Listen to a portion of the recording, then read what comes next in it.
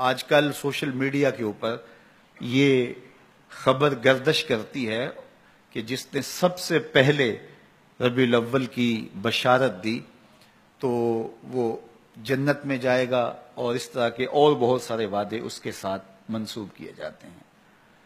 عجیب سی کہانی ہے، اللہ کے محبوب علیہ الصلوۃ والسلام کا کوئی حکم اس باب میں نہیں ہے، بلکہ حکم یہ ہے کہ جب 29 دن ہو جائیں تو پھر چاند دیکھو، اور اگر چاند نظر آ گیا تو ٹھیک، ورنہ 30 دن پورے کرو۔ بس یہ سادہ سا ایک نظام ہے۔ باقی وہ مبارک دن، وہ مبارک لمحے، وہ مبارک مہینے جن کے اندر اللہ تعالیٰ نے خاص برکتیں رکھی ہیں، تو ان سے برکتیں حاصل کرو۔ تو یہ جو ہم ایک وہ بھیڑ چال کے طور پہ یہ شعر ہونا شروع ہو جاتا ہے کہ فلاں مہینے کی جس نے سب سے پہلے خبر دے دی تو اس پر رسول اللہ کی شفاعت واجب ہو گئی۔ تو یہ کتنی بدترین بات ہے کہ حضور کے نام وہ چیز منسوب کر دی جو میرے حضور نے فرمائی ہی نہیں۔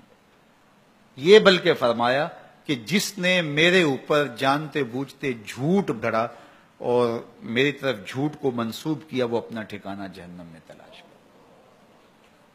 تو اس لیے یہ بات ذہن میں رکھیے گا کہ کبھی بھی جو ہے وہ حضور کے نام سے ایسی کوئی بات موجود نہیں، اور اس کو کبھی بھی شیئر نہ کیجیے گا۔ باقی آپ خبر دیں یا نہ دیں، جب ربیع الاول آئے گا پورے زمانے کو خبر ہوگی۔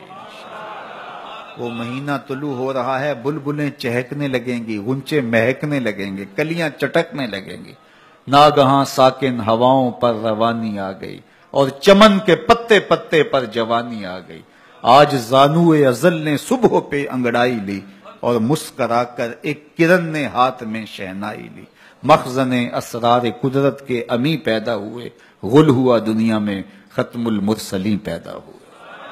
تو جب وہ مبارک گھڑیاں، جن گھڑیوں میں صدیاں قبل میرے حضور آئے تھے، تو وہ لمحے آئیں گے تو برکتیں خود آپ روحوں میں اترتی محسوس کریں گے۔